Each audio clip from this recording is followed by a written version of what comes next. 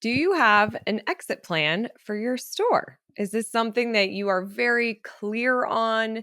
You know when you're going to exit, you know the valuation of your store, or is this something that you just don't think about at all? You're like, Crystal, what are you talking about? I'm a lifer. I'm not selling my business.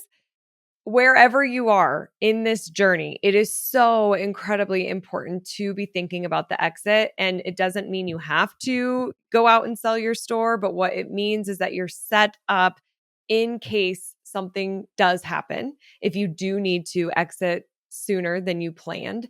And in this episode, you're going to learn why it is so important to think this way and what you need to set in place to have a really strong plan and strategy in place and really kind of a strong foundation for your business, whether you exit or not. And through that, you will also create freedom for your life, which I'm sure you would love to have maybe a little bit more time. Most of my listeners wouldn't mind having a little bit more time to themselves personally. So, in today's episode, I am joined by Pete Mohr, who has been on the show in the past and actually has been a fan favorite. Several of you have told me, I love Pete. And he is so good, as you're going to hear today. We're talking all about exit strategy and exit planning. And Pete is speaking at Evolve, like we mentioned in the episode. And so this is sort of like an appetizer to the main dish. If you really want to learn more about exit planning, we'll go deeper at Evolve. But this is a rich conversation that's really going to help you be thoughtful about your store and the things that you should be thinking about and the things you should have in place. Because it's so worth all of us, doesn't matter what kind of business you are, it's really worth having these things in place and thinking this way. Now, before we dive in, here's a little bit more about my guest, Pete. Pete Mohr helps business owners transform from operators to owners by using a variety of frameworks that help them cut through the chaos and overwhelm of running a business. He's refined his tips, tools, and techniques within his own business over the past 30 years and loves sharing them so others can live the life they deserve as business leaders. You can learn more about Pete at simplifiedentrpreneurship.com. And if you want to catch his first episode on Rooted in Retail, that's episode number 11. So you can search for his name. We'll link to it here in the show notes as well, or go to episode 11 to check out and learn more about Pete. He has so much knowledge and is just such an inspiration and just a really good human. So I'm honored to have him on the episode today. So let's dive in. Welcome to the show. I'm your host, Crystal Vilkaitis, the Wolf of Main Street, and this is Rooted in Retail.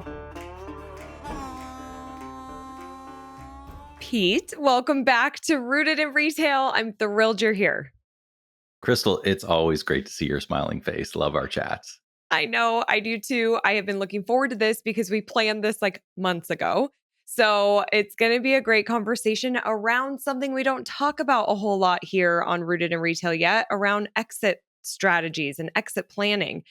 But before we dive in, I just want to say that you've been on the show before, and that episode was where my 15 Mile Famous was born. It came from our episode. It has just changed my content and the way I think about things. So thank you for that conversation. It was such an inspiration. It's so good. And, I can't take credit for it. It's one of the ones that I've used and thought about in the same way that you did when I first heard it. I'm like, oh my gosh, this is important, right? Yes. And it was, I first heard it from one of my marketing mentors. His name is Dean Jackson. And Dean's just a great marketing mind, love his stuff and follow it all the time. But that's where I first heard it. So yeah, yeah, I know. Exactly. It's so good. I was so glad that came up. And for those listeners who haven't heard the first episode and maybe don't know you yet, will you take a couple minutes and share more about who you are and your retail journey? Yeah, for sure. I'm not going to go back through the whole thing because we've recorded a couple different ones over your different podcasts over the years. But I am a retailer still. We own a couple of shoe stores about an hour or so outside of Toronto called Shoetopia here in Ontario. And so I spend about a day a week working in my shoe stores these days because I've got them kind of running on wheels with the right staff and all of the things I coach to essentially. And I spend most of my time these days, Crystal, really helping other business owners, what I call go from operators to owners or from frustration to freedom. all of these different things and helping them through the different challenges in life. Because really, fundamentally, it's my belief that your business, if you're a business owner, your business should prop up the life that you want to live, as Mm, opposed to you always being the foundation propping up your business. And, you know, it's a different mindset for a lot of small business owners who are in the grind, who are doing their thing, who are like just all in. But ultimately, at some point in time, and it's sometimes when to the point where they are thinking about exiting, um, they start thinking, do I want to do this anymore? Like, do I really want to make all the decisions? Do I really want to open the store every day? Do I really want to hire the next employee? All these different things. Maybe I'm done.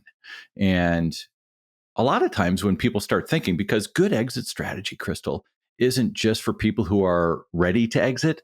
mhm. You should always be thinking about exit strategy. And when your business is exit ready, you can make some other choices. And I'll give you one before we kick off the rest of the conversation. Yeah. A lot of people that I start off with talking about exit strategy really don't want to exit their business that bad. They just don't know how to release some of the authority to other people to do things for them because they've been doing it for 5 years, 10 years, 20 years. And when they start releasing that, it's like, wow, maybe I don't need to exit my business because I am getting the life that I want to live because I am starting to enjoy my business again. And if that's the choice you make when you go through this process, that's a good choice too. Exactly. Yeah, it could be an eye-opening process for sure. And that's where, anyone that's listening to this that feels like I don't need to exit. I don't really need that. I love my store. I'm going to be here. I'm a lifer till the day I die. I am Mm. doing this. And you know what? At the end of the day, nothing is forever. So at some point we're going to be exiting. But I really want you to speak to that person who might be listening right now who's like I have no interest in exiting. I don't know if this podcast episode is for me. Why is this important for them to listen to it? It's important to listen to because you said it yourself. One day you will exit your business. It's guaranteed. Yep. And so if you haven't given some of this stuff thought, and I'll give you another, there's a few key stats here that we can run by. Yeah.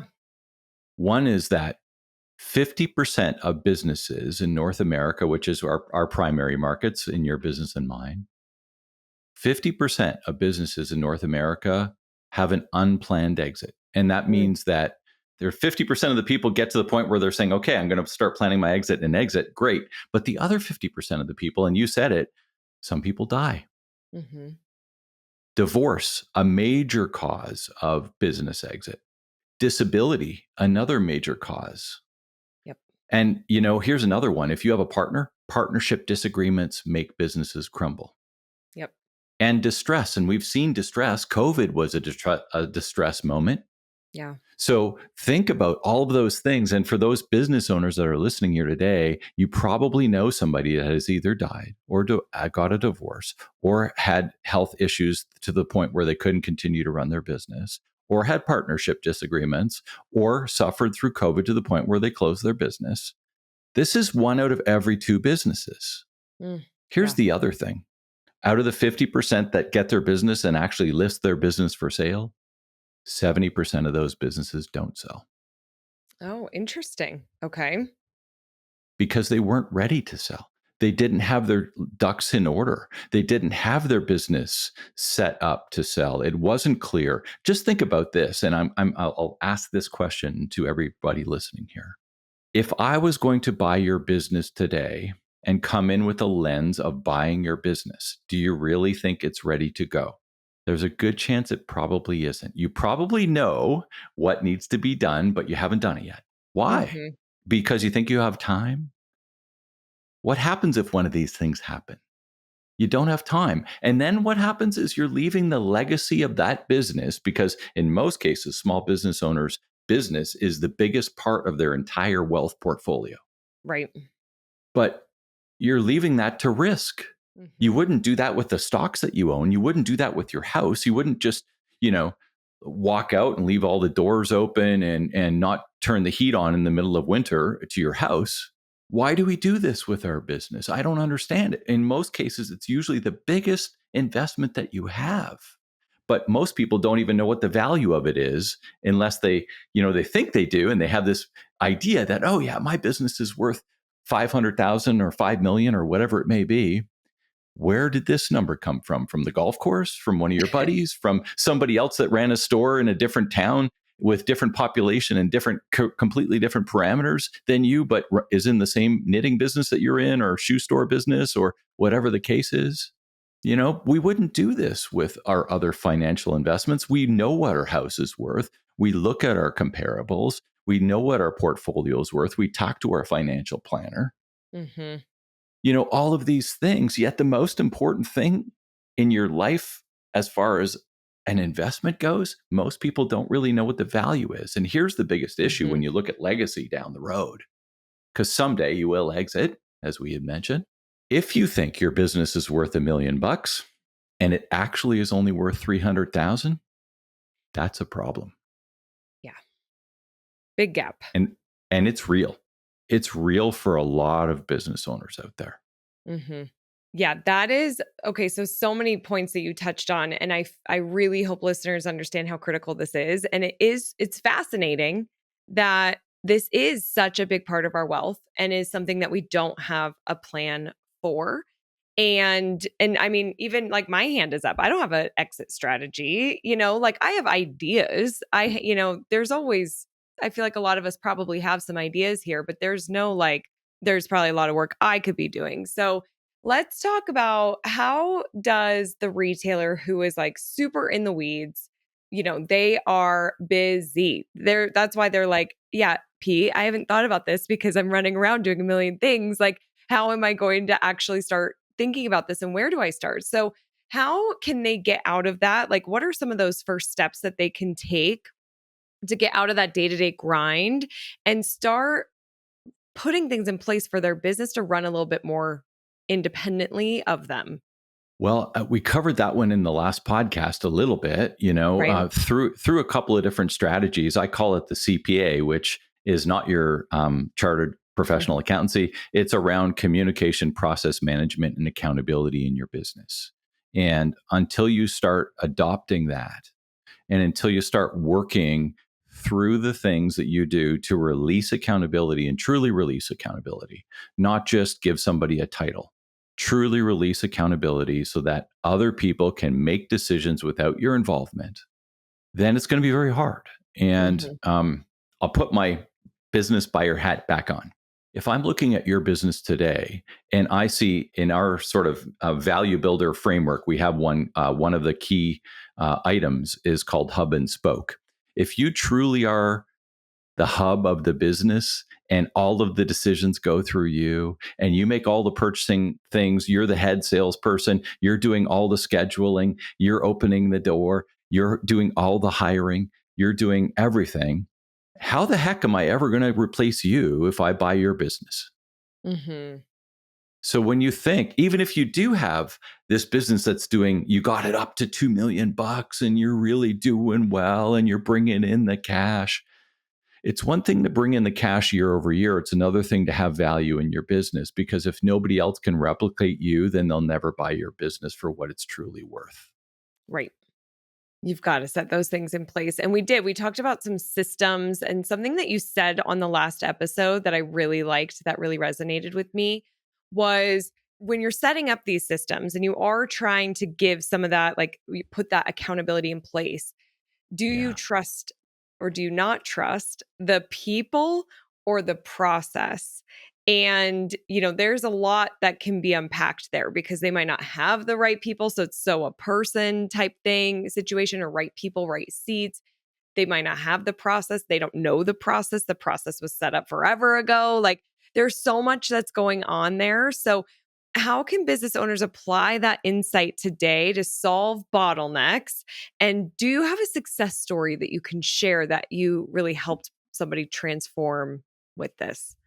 I'll use one of my own, which is years ago.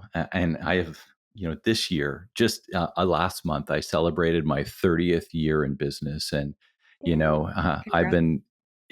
as a retailer, 14, but before that, 16 years doing all sorts of different service work and things like that. But early on, one of the real things for me was um, I have the capability of being a bookkeeper. I've got two different business degrees. I got an MBA, all this kind of stuff, book work and things like that. The accounting side of things is quite easy for me, and I understand it, and I'm good at it. I just really hate doing it, Crystal. I just don't like doing it at all. It bothers me. And for those listening here, think about the stuff in your business. I have this whole framework called love it or leave it. And I love doing this with my clients. Just because you're good at something doesn't mean that you should be doing it as the business owner. If you take bookkeeping, I haven't done bookkeeping probably in 23, 25 years, something like that. And I couldn't be more happy in doing what I do. Mhm. And that doesn't mean that I can't do it, because this is where a lot of business owners get stopped. They think because they're the only ones or whatever the case, there are a lot of people out there that are properly trained that can do the book work for you. Yep. And if you think of it, there's a process in book work, right? There's also a process in hiring. I have not hired anyone for probably 6 years now Nice. in any of my businesses, because I have key people that make the hiring decisions because they're actually accountable for the team, not me. I'm accountable for those key people. And I'm very thankful that they're still with me, because one day when they do leave, I will have to hire again myself because they're reporting to me. But when you look at that, if you're making every hire and there's somebody in between you, why are you making every hire? Because that person, if the people underneath them report to another person, that person needs to be involved in the hiring of that person, or else you're really not handing off accountabilities. Mhm. So there are so many different levels. Think about the returns that you have at your store. Think about, all of the social media that you're doing, Crystal, a big part of what you do and all that stuff with your coaching. All of these different things, like, should the owner be in every single little social ad? No. Like, all of these different things that you the listener are involved in, list them all out. List everything that you are accountable for, and then start plucking the ones off that you really just don't want to do anymore. That's where you start your process. And you're like, well, if I am the only person, then I'm going to do the process up for these two or three ones that I really just want to get off my plate. And then once you have that process, you hand it to somebody else and then let them try it and work with them and coach them and say, maybe we have to tweak process number 6 and 7 and change those out. But once it gets pretty good so that they can do it the way you want it done, let them have it. Yes, exactly. And then rejoice in freedom. I mean, here's the deal. What's funny is that, first of all, I'm totally going to do this exercise this weekend because there's certainly some things I bet I can delegate and get off my list. And one thing I experience that gets in my way, that I'm sure at least one other listener can resonate with this, is that I will have a hard time getting rid of things that I don't like doing, even though I'm good at it. I don't want to do it because I think nobody's going to want to do it. And if I hate it, everybody hates it. And I don't want to put that on somebody, even though I'm paying you. I don't want to put that on somebody. But then what I learn later is that people do love bookkeeping. People do love doing the thing. Like, that's the balance of the world. So it's been a process for me to really like put my interests aside. But have you worked with retailers that way, or have you experienced that yourself? Like, that can really be a struggle to hand some things over, as far as just, oh, I don't want to burden anybody. And then also, they won't do it like I would. Those, I think, are the two things that really get in the way. Yeah, so it's so important. One of my other hats, Crystal, is I work with the Colby system, Kathy Oh, Colby's Colby assessments, and I do a lot of work with Colby, and as a Colby coach, and you know, overlaying these Colby assessments onto the different team members in the accountability chart is such a unique and interesting thing, because not everybody's the same. And yeah. we as business owners think that everybody wants to do things like we want to do it. And we need to communicate differently. We need to act and make decisions differently. And when you start overlaying this sort of stuff and have a better understanding of your team at work through Colby is one of the tools. I mean, there's lots of tools out there, but Colby is the one that I hang my hat on. And, it's such a great starting point because not everybody's like you. And I used it. Go back to my bookkeeping example because I really just don't like it, even though I'm good at it. But when I hired somebody who loves it and is good at it, she goes through the visa. And at the end of the visa, after she's done it, she's like, woohoo, woohoo. And, and I'm like, woohoo, what are you woohooing about? She goes, I balanced the visa. And I'm like, oh my God, that's so painful. I don't want to do it. And she loves it. Yeah, Right. So some people want to do the sales. Other people want to be in the back room. Other people want to open the box and receive everything and unpack, and everybody else. Some other people are like, no, I don't want to do any of that. I just want to sell. yep. So understanding these things so important because when we get people working in their love it zone, things start to hum. And Crystal, if you're going to do that little exercise, I have a little exercise called the Okay. Love It Zone. It's free. You can download the stuff. It's at simplifyingentrpreneurship.com/love it. Okay. It's there for anybody that wants to take it as one of my little downloads. But Love it. it's such a great, you're listing out all of the things you're accountable for, and about 70% of them you'll probably get in the first draft. I suggest you leave that sheet there for another week or two because there's so many things you're accountable for that just kind of pop up over the next couple of weeks. Totally. And then you go to the next step where you're starting to divide all this stuff out in the quadrants, and it gets really pretty cool. Okay. Love it. It's slash love it. So that's easy to remember. I will definitely do that. And this is something I want to remind listeners of as well, that this is a process. Like even just filling that out can take a couple weeks to really get down what you're accountable for. And then you've got to go in and find the person and train or build the system or whatever. But it is so incredibly worth it because, like we said at the top of this episode, this is probably one of your biggest assets. And we just need to make sure that we are planning correctly and we have the right systems and structure in place because we never know. When you were talking, Pete, I just got married last month and at the wedding venue, they have wine and cider. And the cider manufacturer, like supplier, we kept emailing and we kept emailing. Like we had to talk to them. And we wouldn't hear back and we wouldn't hear back. And then we went to like a wedding bridal kind of expo thing and the lady was there. And so we're like, oh, we've been trying to contact you. We want to try some of your ciders. We're getting married. We want to do this. And the ciders were great, but she was free, like just going through it and just shared openly that I'm going through a divorce and this happens. People really open up to me and Dustin, which I love. So, she's sharing like all this stuff in a matter of like 3 minutes. And then, we've picked some of the flavors. We go back, we try to contact, and we just contact our venue and we're like, we can't get a hold of the cider people. And they're like, yeah, it's a really messy divorce and we're just going to be buying out the rest of their inventory. Like, I think their business just went by like overnight, just done. So she was so stressed. It was so messy. And so you can plan for those things. Like you don't know what's going to happen, but it's just so critical. Do this work, be patient. And this is where I'm so glad that you are here to help people and assist them and remind them and encourage them to do this work.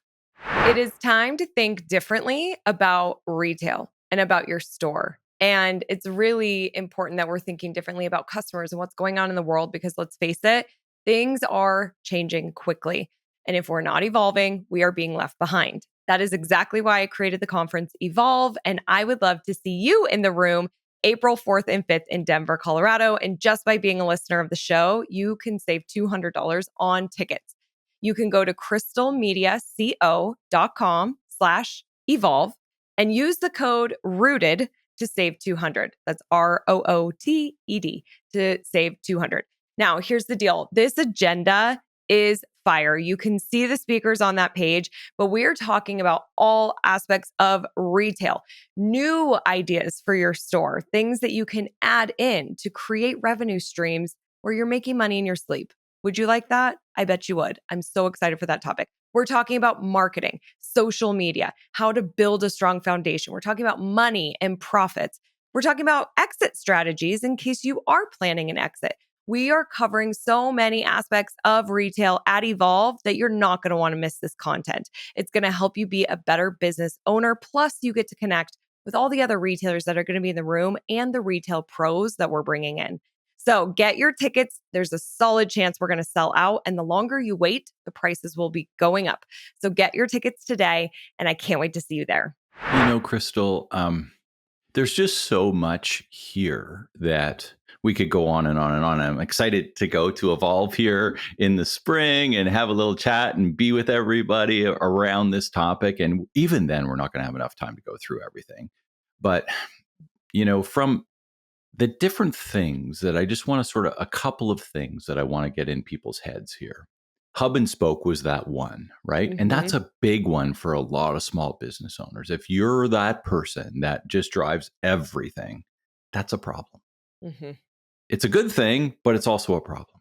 And if you think about those two that had the cider business, if they were driving everything and they lost a lot of opportunity, they might have had a really good business and now they're gone down to liquidation just to sell it off to the convention venue. Right. I mean, so sad that they lost all the value in that business because they didn't have things, the processes in place, the other people in place that make things happen, the deliveries, all the sales calls, all the different things that could have been in place for them to say, hey, listen, we are getting divorced. We do have to sell this. And maybe we're not going to get $1 million, but maybe we get 800,000 for it because it's a quick sale instead of 20,000 for liquidation. Exactly. Like And that's life that's changing. even in a divorce situation, nobody wants to be divorced. Right. They're each leaving that much money on the table. Yep. It's really sad. And so, some of I use a system called Value Builder it's a value builder assessment that really starts to get you thinking about all these different areas of the business. And for those of you that are sort of thinking, I'll give you a couple ones that I think are key for retailers in particular. Clarity in your financial reports. So many people are putting through stuff in their business to lower their taxable income, and I understand that. But as a buyer of the business, if I can't actually look at this business and see through the numbers when we recast out those numbers, it's a real problem. So if you are running stuff through your business that isn't naturally for your business, make sure you're keeping such good record of it that whenever anybody, because think of this too, people go back in due diligence 2, 3, 4, 5 years. And if you're trying to remember a $10,000 cost of when you went to Italy on a buying trip, and it was like, I need to have notes on this stuff because I have to present it to a potential new buyer 5 years down the road when I am ready to sell. Right. That's why this stuff's important to do now, because even if you're not ready to do it now, you're going to need it down the road. Yeah. And so financial performance, clarity in your numbers, such a key piece. Awesome. One of the other ones is called Switzerland structure. It's kind of a weird name, but it's really how dependent are you on one key employee? Even if it's not you, if you have one key employee that's doing everything, what if that person leaves, right? One key customer, for those of you that do have very big customers that represent a big portion of your business, that's a problem. Especially if the relationship is with you and you want to sell. Exactly. And one key supplier. It's the three in my 5 Ps that we've talked about in the past too. When you look at the people in your business, the importance of the customer, the importance of the team, and the importance of your suppliers. And if any one of those is a big piece, like more than 10% of your business, that's a problem, and you need to sort of look at that stuff. So those are 3 of the key sort of 8, what we call the 8 key drivers to building company value that you'd want to be looking at. And we'll talk about, 4 or 5 more of them when we see each other in Evolve. Yeah, I love it. I am so excited for your session at Evolve. It's going to be so good. And so if anybody doesn't have a ticket yet and you're listening to this, by being a listener, you can save $200 on your tickets. Use the code ROOTED at crystalmediaco.com/evolve. Get your tickets see Pete sit in this session, and we just can't wait to see you there. I'm so excited for you to go deeper at Evolve. Now, Pete, our industry, the world, it changes really fast. Things are shifting very quickly. So, what habits or systems do you recommend business owners implement so they're ready to adapt and evolve or even exit when the time is right? Now, there can be a lot of different things here, but what would be one or two systems that you just really feel like is critical? We just came off on Wednesday. We do a quarterly offsite meeting with our retail team. And if you're not doing this sort, and some people will say, "Oh, I don't need to do that. I'm in the store every day." That's one of the problems Mm, in that you don't think about things out of the box when you're in the store every day. you It's sure like don't. take your leaders, go offsite to a boardroom to whatever. We go to the same boardroom every quarter. In fact, we go there every month. Every month we do it for a half day, and every quarter we do it for a full day. Awesome. And this was our quarterly one this week. And I can tell you, it is such a pleasure to be thinking outside of the store. Hmm. Things come up that you just don't think about as you roll through those quarterly meetings. They're so vital. And if it's not part of your regular rhythm as a business owner, it should be. Hmm. I so agree. There's so much power in that. And again, this is where I'm thinking of my business. I'm not a retailer. It's a little more challenging because we're remote. But when we weren't and we were in person in California, I did this. I rented it like an Airbnb basically. Mhm. And it was really cool. Just get us out of the office and brainstorm. And we just did so much work and so much creativity. And also was a nice like connection with the team, even though we always saw each other in the office every day. So I just think that that is something that is so easy to implement. And I think a lot of business owners, not just retailers, like business owners, just overlook doing something like that. But I love that idea. It's so smart. They got to do it. Crystal, even in your case, now that you're in a different city, you do it live once a year in person, pull everybody together, and the other quarters just do them virtually. I mean, Right. it's not that bad to do virtually. I've done many of them virtually, and it's still better than not doing it. And then get everybody together for the hugs and all that kind of stuff once a year at least, right? Exactly. Well, and that's what we do at Evolve. So that, Yeah. we're all there together, which is wonderful. So now, Pete, if somebody's listening to this and you've got them really curious, they're like, okay, I'm understanding why this is important to me. And I really do need to take action and go deeper. We talked about this love it list that I'm gonna get and that everybody else needs to go download. What is something that they should do right away? It's probably that. Is there another thing that you would recommend like early on Yeah. in getting structured? What should they be thinking about and doing? Well, I'm kind of excited. About 2 or 3 weeks ago, I just rebranded one of my websites and it's called theexitreadybusiness.com. Ooh. So the exitreadybusiness.com. And when you go over to the Exit Ready Business, you can click the button, go figure, and take the value builder assessment. And that's kind of what we were talking a little bit about. What it will do is it will, as you go through the assessment, takes you about, I don't know, 15 or so minutes. It will give you a rating on all of these different 8 key drivers of company value. And there is an area at the end of it where you can put in your actual numbers and stuff like that if you want to get a range of value for your business. But you don't have to in order to complete it if you feel uncomfortable about that whatsoever. I'll get notification that you actually did it, and then I'll reach out to you and we'll go through it together. We'll spend a half an hour together and kind of go through it and talk through these different things. And I'll give you a few ideas in that time of the key areas that you might want to be looking at to build the value in your business. It's the biggest investment that you have in most cases. And, whether you use me as a coach or whether you take that information and go and do it on your own, it's all good. It's all free. And I'm happy to spend a half an hour, kind of going through that with anybody in this on listening to the podcast today that is interested in doing that. And kind of because it all starts with having a benchmark, Crystal. Yeah. We need a benchmark. And this is what this is. It's a benchmark because some of these things you're going to be doing fantastic in, but there are a few that you probably aren't. And, let's talk about those, get the benchmark, and then you create the action plan to move ahead so that you can have your business exit ready. So that if one of those 5 Ds that we talked about happens to you, you don't want that value, like the cider company, going Hmm. from whatever it was to liquidation value basically overnight because Hmm. things weren't ready. Hmm. Exactly. I love that you have that because it's also going to help people know what they should be thinking about just through those questions, especially if this is really new for any of our listeners. So I can't wait to check it out. We'll link to all that as well. Pete, are you ready for the resilience round?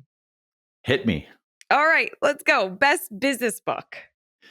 Well, I shared that I just I've just released my own little book, so that's Yes. I'm kind of excited about that. It's called The Business Owner Breakthrough. But the one that I think is the one, and you can see for those that are listening, it's heavily tabbed for me. Yeah. It's one all around business exiting, and it's called Walking to Destiny. And as a certified exit planner, this is just such a great book that helps through family transitions, all sorts of different things. So a little bit heavier reading, but if you're into this topic and you want to dig deep, Walking to Destiny is a really good one. Awesome. Very cool. And we said it offline, but congrats on the book. So Hey, awesome thanks. that you've Yeah. published. Yes. Best retail technology like an app or software. I still love ChatGPT. I mean, it's just such a useful tool. Yep. How do you keep up with the ever changing retail landscape? I go to conferences like Evolve, Yeah. and anybody listening out here, Evolve covers a whole variety of different industries, within the retail industry.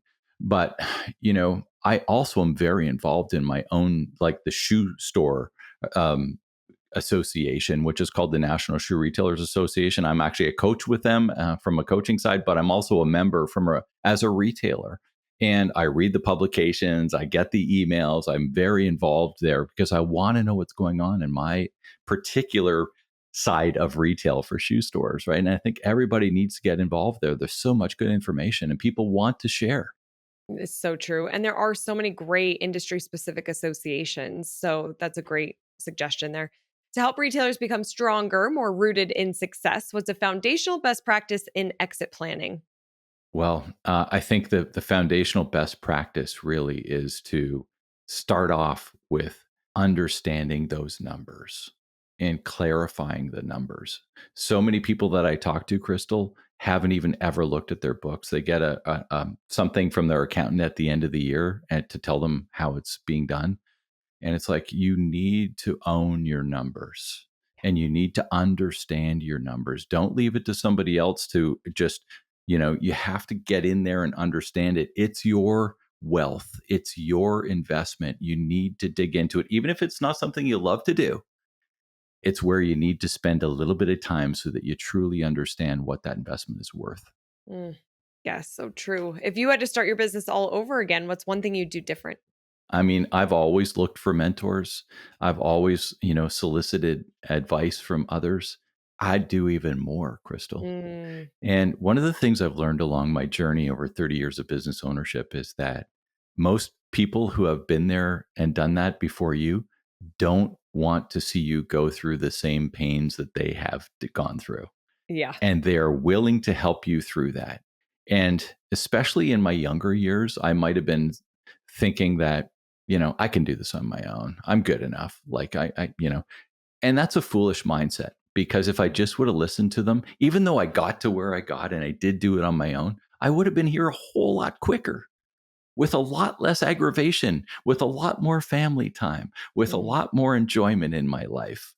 Why wouldn't I have done that? It's probably just my own bravado and my own sort of I can do this type stuff, which so many other business owners, like I said, that have been there before you look and say, hey, I want to help you get through this because I have lived and I probably should have listened a little bit more. Such a good advice. I'm such a fan of mentorship. It's critical. Finally, P, what do you think the future of independent retail looks like? I said it before, Crystal. I love independent retail. I think independent retail is strong. Um, Brick and mortar is, I mean, we have a web store too at shootopia.ca, but brick and mortar is where our business is at. People want the connection. People want to come in. People want to talk. People want some retail therapy. Hmm. People want to try on and touch and feel, and of course there's going to be online business and that will never stop, and we'll continue to do it as well. But what I really think for independent retail is this idea that people want interaction and they want to interact with the brands that they know, love, and trust. Mhm. and they want to deal with people that treat them like family. And Mm. they want to have an understanding and a friend on the other side of whatever it is you sell to go and talk to about some of the issues that they're dealing with. Because here's the thing, doesn't matter what business you're in, everybody buys a better life. Whenever you put your money down, whether it's to go to Evolve, whether it's to buy your next pair of shoes, it doesn't matter. Whether it's to buy coaching or buy your next car, you have this dream in your head before you write that check or hand over your credit card that if I make this purchase today, how is my life going to be better? Mhm. And it's our job as independent retailers to make that person's life better. And if you think of that framework, how are you making their life better? That's the promise. That's the first P in the stack of P's of aligning sort of your promise and your product and your people and your process so that you can earn the profit. But understanding that promise is the key piece for what you do in your business and how you're taking that customer to a better life. Mm. Beautifully said. So agree. Pete, how can people connect with you and learn more? Best way is just to go over to one of the websites that we had talked about. If you're interested in the exit planning, it's theexitreadybusiness.com.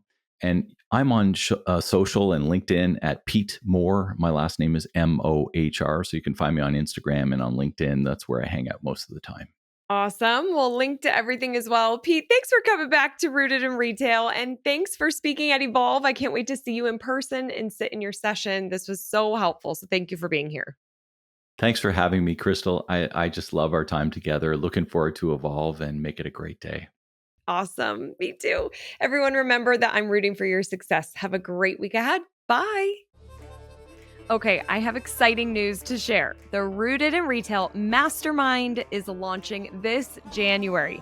It's your chance to connect deeper with me, the retail pros from the show, and an incredible community of resilient retailers, both online and in person, with several meetups throughout the year.